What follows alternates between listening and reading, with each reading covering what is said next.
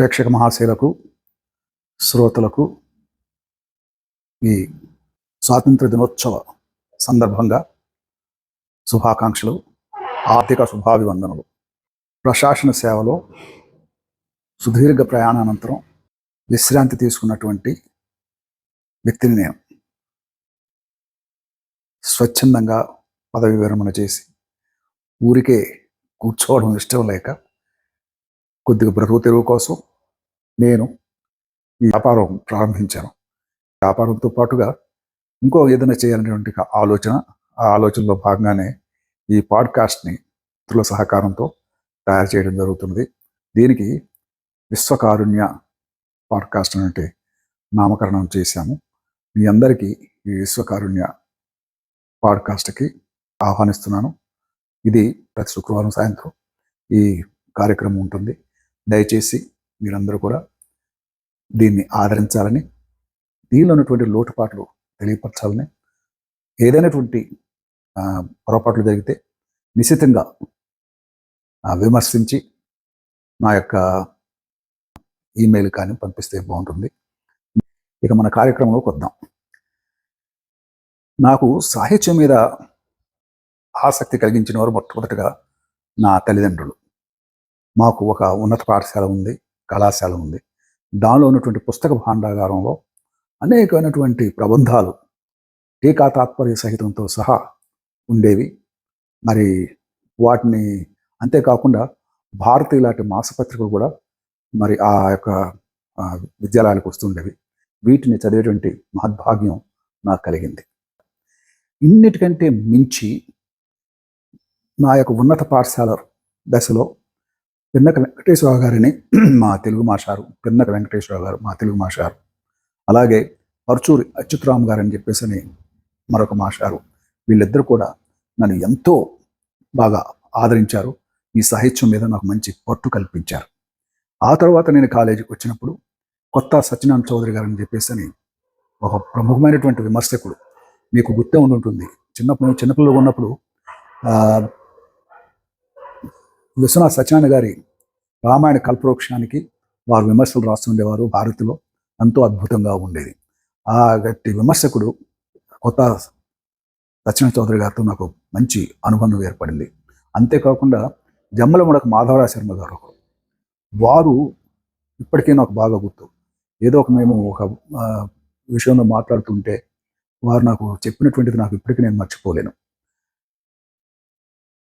I think Narayanacharyulu వారు రాసినటువంటి ఆంధ్రీకరించినటువంటి కాళిదాసు అనుకుంటారు. దానిలో ఒక పద్యాన్ని నాకు చదివి వినిపించి, దయాచారి దీని మీద నీ అభిప్రాయం ఏమిటి అన్నారు. నేను అసలు ఆశ్చర్యపోయాను. ఎందుకో తర్వాత మీకు చెప్తాను. అలాగా నా యొక్క సాహిత్య అభ్యాసం జరిగింది. ఈరోజు అంశం ఏమిటంటే, భారతీయ సాహిత్య జగత్తులో లేక భారతీయ సాహిత్య ఉద్యానవనంలో అనేకమైన సొబకులతో కూడినటువంటి పూలు ఉన్నాయి. అంతేకాకుండా వీటిలో విజ్ఞానంతో కూడినటువంటి మణిదీపికలు కూడా ఉన్నాయి. మనం పూల రంగులు, పూల సొబగులు, పూల సౌరభాలు చూసి మురిసిపోయామే కానీ ఈ పరిమళాల తోటలో ఉన్నటువంటి విజ్ఞాన దీపికలను కూడా చాలామంది, తక్కువ మంది బహుశా గ్రహించి ఉంటారు. లేరన్నా కానీ చాలా తక్కువ మంది వాటిని అప్రిషియేట్ చేసిన వాళ్ళు ఉన్నారు. నేను మీకు ఈరోజు 4 అంశాలు మీ ముందు నేను ఉంచుతున్నాను. భారతీయ సాహిత్య ఉద్యానవనంలో దీపికలు ఏమిటి? నేను 4 ఉదాహరణలు తీసుకుంటాను. మొట్టమొదటిది ఉపనిషత్.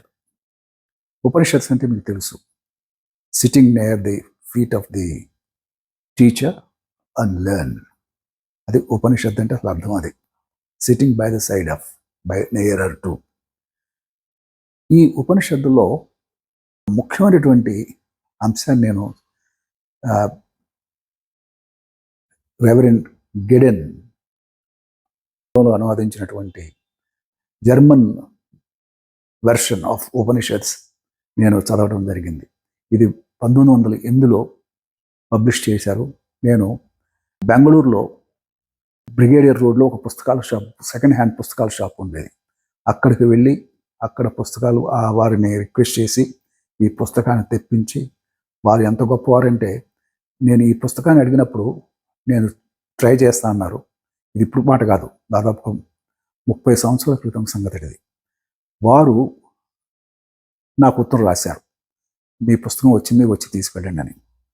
నేను చాలా సంబరంగా వెళ్ళాను, ఆ పుస్తకాన్ని తీసుకున్నాను. నేను ఎంత డబ్బు ఎంతని అడిగితే వారు ఏం ఖరీదు అనేది అసలు అది ఏమాత్రం మూల్యం చెల్లించవద్దు అని చెప్పి నాకు ఖచ్చితంగా చెప్పారు. నేను అడిగాను ఎందుకు అని చెప్పాను. ఇట్లా పుస్తకాలు అడిగే చాలా తక్కువ ఉంటారండి నాకు చాలా సంతోషం వేసింది మీరు ఈ పుస్తకాన్ని అడిగినందుకు, అందుకని నేను సాధించి పెట్టాను, ఇది నా యొక్క బహుమతి మీకు అని చెప్పేసి అని చెప్పారు. అందుకని నేను ఆ పుస్తకాన్ని అనేక మార్లు, ఆ గ్రంథాన్ని అనేక మార్లు చదివాను. నాకు మంచి దాని మీద అప్పటి వరకు ఉండేటువంటి ఒక రకమైనటువంటి అలసత్వం, ఒక రకమైనటువంటి నిరాదరణ ఉపనిషత్తుల మీద దానితో పోయింది. అసలు ఎంత ఎంత కొన్ని ఉన్నాయి, కొన్ని దుర్మార్గాలు ఉన్నాయి. ఉపనిషత్తులు ఒక చోట రాస్తారు ఏంటి, స్త్రీలకు కానీ తక్కువ జాతి వారికి కానీ ఇవి వినిపించినట్లయితే, నేర్పించినట్లయితే పథపాతానికి వెళ్ళిపోతారని చెప్పేసినటువంటి కొన్ని శ్లోకాలు కూడా ఉన్నాయి. అవి విడిచిపెట్టేయండి. అది సమాజం, అప్పటి సమాజం వేరు, ఇప్పటి సమాజం వేరు. ఇప్పటి కొలమానంతో అప్పటి సమాజాన్ని కొలిచి దాన్ని మనకున్నటువంటి జ్ఞానాన్ని దూరం చేసుకోవటం మాత్రం అది భావ్యం కాదని నేను భావిస్తాను. మీకు చాలామంది మీకు తెలిసి ఉండొచ్చు, నేను నాస్తికుడిని, నాకు ఎమర్జెన్సీని ఎదుర్కొన్న వాడిని, జయప్రకాష్ నారాయణ గారితో సహచరంలో ఉన్నటువంటి వాడిని. కాబట్టి నాకు ఉపనిషత్తులంటే ఒక రకమైనటువంటి భక్తిభావం ఏర్పడిపోయింది. దానికి ఒక చిన్న ఉదాహరణ చెప్తాను మీకు. అదేంటంటే, ఒక ఉపనిషత్తు నాకు అది గుర్తులేదు, ఎందుకంటే అన్ఫార్చునేట్గా ఏమైందంటే ఈ పుస్తకాన్ని నా యొక్క మిత్రులు ఒకరు పిహెచ్డి చేస్తా అని చెప్పేసి అని తీసుకువెళ్ళారు, ఆ పుస్తకాన్ని తీసుకున్నారు. అది తిరిగి వారు ఇచ్చినటువంటి దాఖలాలు ఏమీ లేవు, అందుచేత ఆ పుస్తకం ఇప్పుడు నా దగ్గర లేదు. కానీ అమెజాన్లో ఈ మధ్య ఏదో ఉంటుందని విన్నాను, అది ప్రయత్నం చేస్తాను. ఈ ఉపనిషత్తులు ఒక చోట తల్లి గర్భంలో పిండం, భ్రూణం ఏ రకంగా అభివృద్ధి చెందుతుంది, దినాల వారీగా, పక్షాల వారీగా, నెలల వారీగా, ఏదో రోజు చూసి ప్రత్యక్షంగా చూసి చెప్పుతున్నట్లుగా మీకు ఒక బ్రహ్మాండమైనటువంటి శ్లోకాలు ఉన్నాయి. దయచేసి మీరు ఒకసారి వాటిని చూడండి. అది అంటే దాన్ని బట్టి మీరు ఆలోచించండి. ఆ రోజుల్లో వేదాలు రాసింది ఎప్పుడండి, ఉపనిషత్తులు రాసింది ఇప్పుడు పర్హాప్స్ 8th century BC నుంచి 3rd century BC వరకు బహుశా వీటిని సంకలనం చేశారు. మరి ఆ రోజుల్లో అటువంటి గొప్ప శాస్త్ర జ్ఞానాన్ని పొందగలిగినటువంటి, దిద్దుబాటు చేసి దానిలో పెట్టగలిగినటువంటి సామర్థ్యం మన కవులకి, నేను కవులు అంటాను, వీళ్ళంతా సాహిత్య పరులు, వీళ్ళు దేవుళ్ళు కాదు, లేకపోతే మునులు కాదు, కవులు, సారస్వతి ప్రియులు. వారు చేసినటువంటి ఈ సంకలనం చూస్తే ఎంత గొప్పగా ఉంటుందో మీరు ఒక్కసారి ఆలోచించి చదవండి దయచేసి. అలాగే నేను ఇంకోటి చెప్తాను. రెండవది మహాభారతం. ఈ భీష్మ పర్వం, ద్రోణ పర్వం రెండు కూడా కురుక్షేత్ర యుద్ధాన్ని కవర్ చేస్తాయి. దాన్ని ఎవరు చెప్తారు మీకు తెలుసా? ఆలోచించండి. వినుము సంజయ. ఆ సంజయ అనే అతను ధృతరాష్ట్రుడికి కురుక్షేత్ర యుద్ధంలో 100 కిలోమీటర్ల దూరం యుద్ధంలో ఏం జరుగుతుందో ఎప్పటికప్పుడు అదే దివ్య దృష్టితో చూసి చెప్తూ ఉంటారంట. నాకు అప్పుడు ఒక ఆశ్చర్యం కలిగింది. దివ్య దృష్టి డీడి, దూరదర్శిని డీడి. గమనించండి ఎట్లా ఎంత చక్కగా ఆ కోఇన్సిడెన్స్ జరిగిందో. మరి ఆ రోజుల్లో రన్నింగ్ కామెంటరీ, మీరు తెలిసి ఉంటుంది, క్రికెట్ రన్నింగ్ కామెంటరీ లాగా ఆ రోజు సంజయుడు చెప్తూ ఉంటే, ధృతరాష్ట్రుడు వింటూ ఉంటే, అది ఎవరైనా గమనించారా అసలు? అంటే ఆ రోజు ఆ టెక్నాలజీ ఉందని నేను అనగానే, imagination of the poet, that is very important. అంత ఊహించగలిగాడు. అంటే ఈ రకం కూడా చేయవచ్చు, మానవుని యొక్క మేధస్సు ఈ రకంగా కూడా పనిచేస్తుందని చెప్పగలిగినటువంటి సత్తా మన భారతీయ మరి సాహిత్య పరులకి ఉందని చెప్పడానికి నేను నిజంగా చాలా గర్వపడుతున్నాను.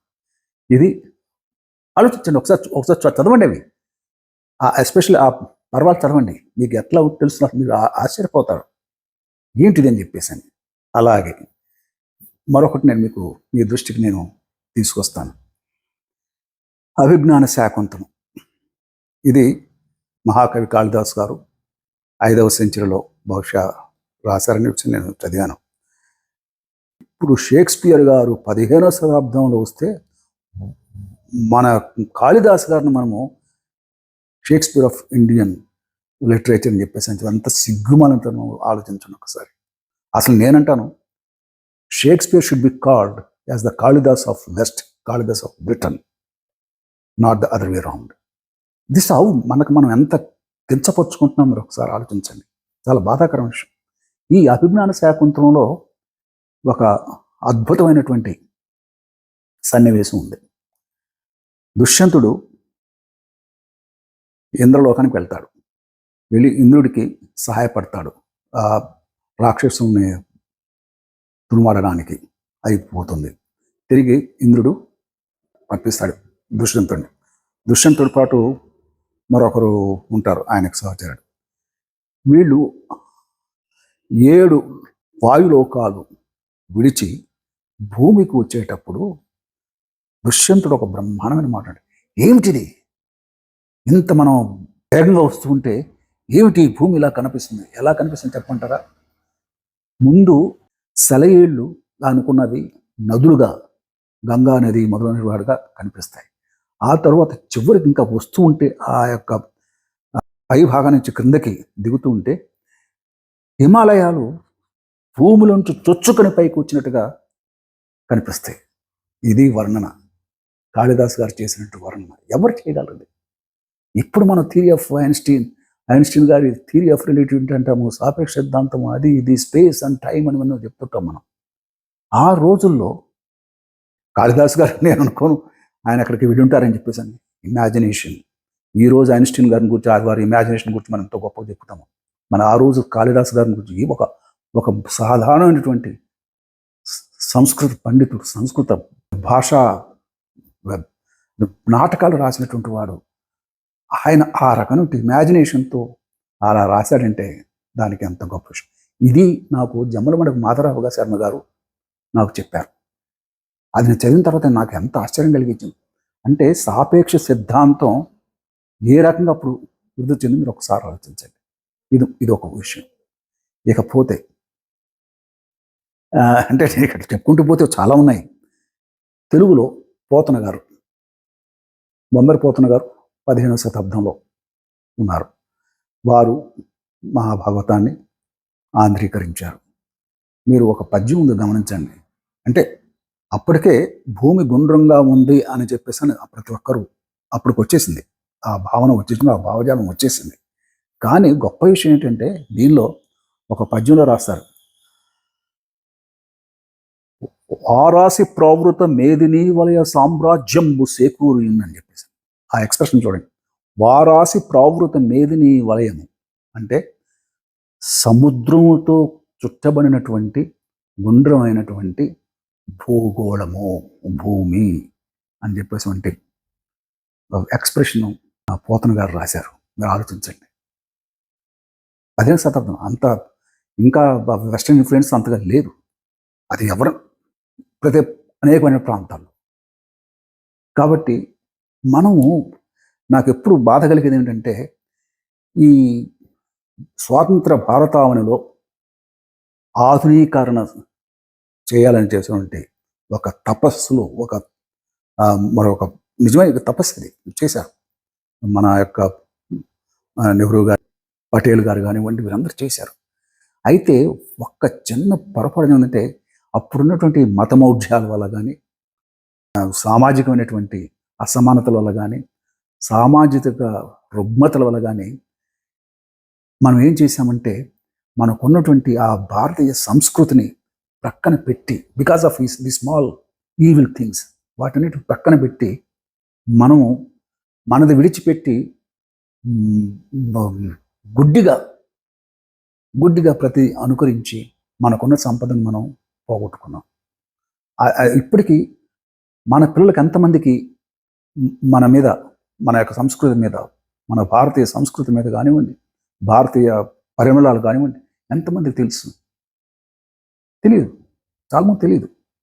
అంటే షేక్స్పియర్ గురించి చదువుతారేమో, లేకపోతే సిడ్నీ షెల్లన్ గురించి చదువుతారేమో, లేకపోతే